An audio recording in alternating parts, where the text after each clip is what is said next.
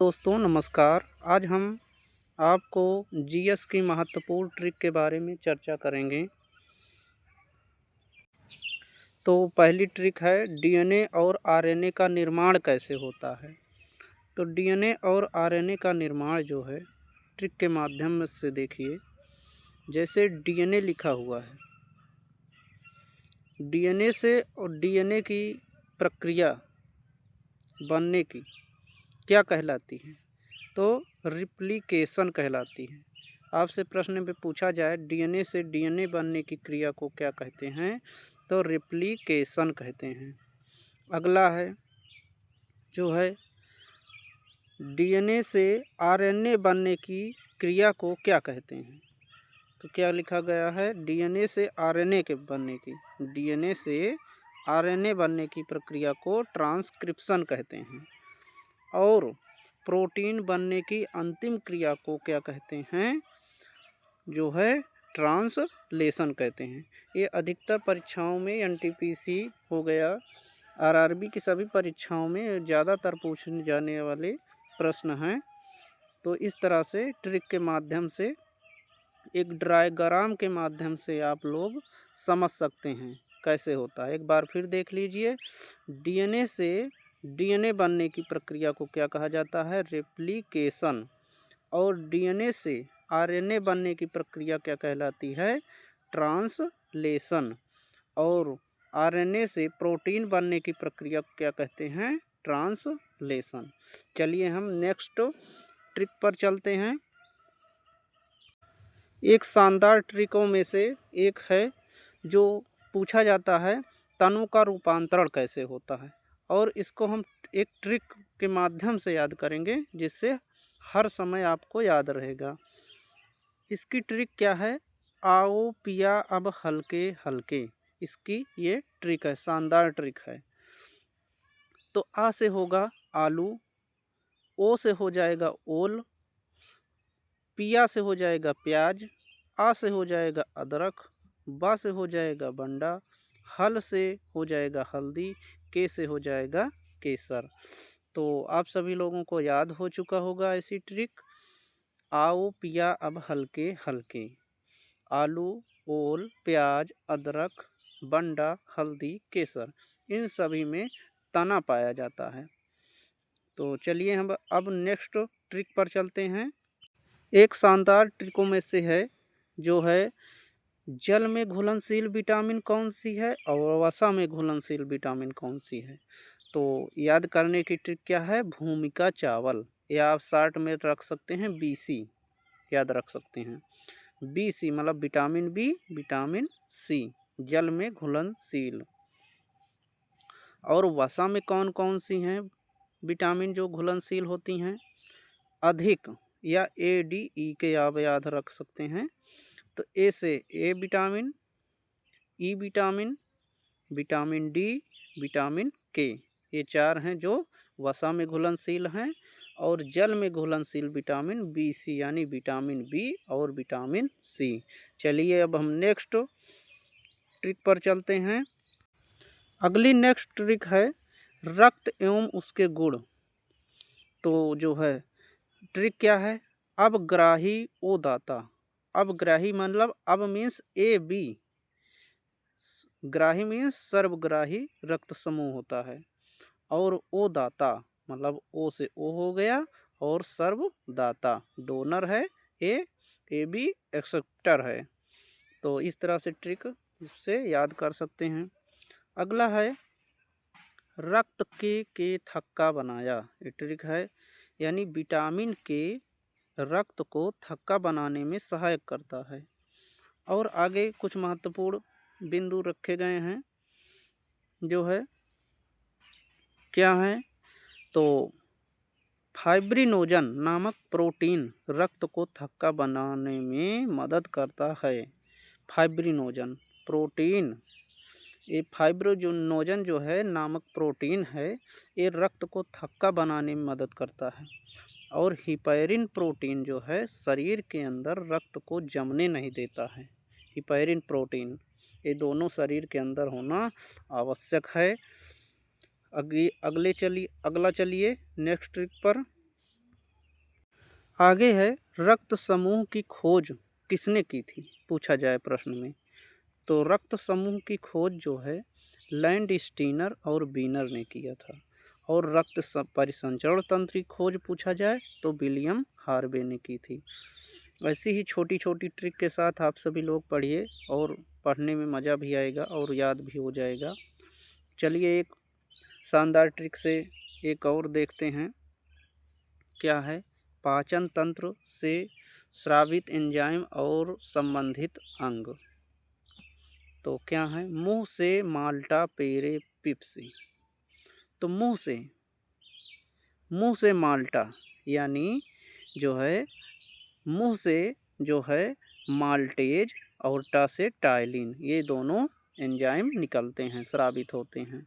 और पे से पेरे पेप्सी यानी पे से पेट यानी जठर ग्रंथि से, रे से रेनिन और पेप्सिन, ये जो है पेट से रेनिन और पेप्सिन नामक दो एंजाइम निकलते हैं।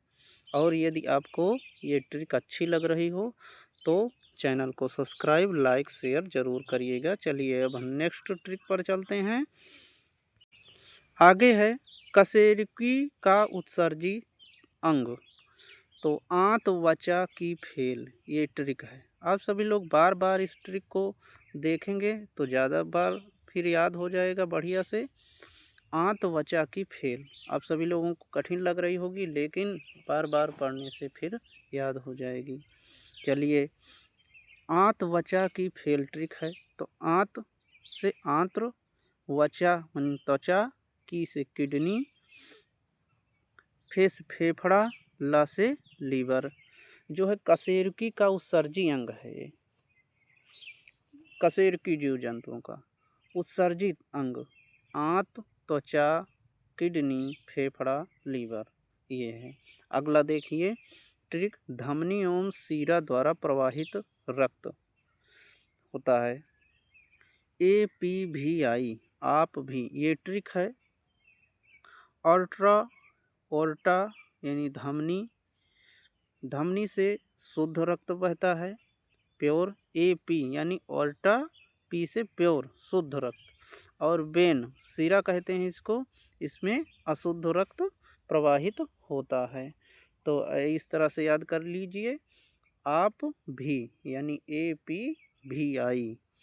तो आ से हो गया ऑर्ट्रा, ए से धमनी से शुद्ध रक्त प्योर रक्त बहता है, और वेन सिरा से इम्प्योर मीन्स अशुद्ध रक्त बहता है। चलिए अब हम नेक्स्ट ट्रिक पर चलते हैं। अगली ट्रिक है अग्नि रस से एमाई ट्रिप्सी लाई, छोटी आंत से लाई अग्नि।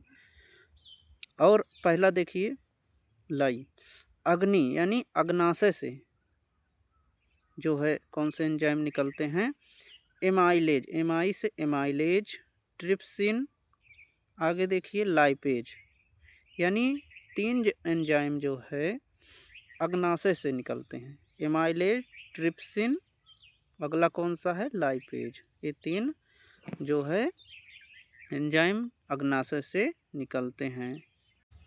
और अगला है छोटी आंत से स्रावित एंजाइम। तो छोटी आंत से लाइपेज, इरेप्सिन, माल से माल्टेज, सुक्रेज, और अगला क्या है लैक्टेस। तो छोटी आंत से स्रावित एंजाइम कौन कौन से हैं, लाइमाल सेलेक्ट यानी lipase, erepsin, maltase, sucrase, lactase, ये जो है छोटी आंत से स्रावित एंजाइम है।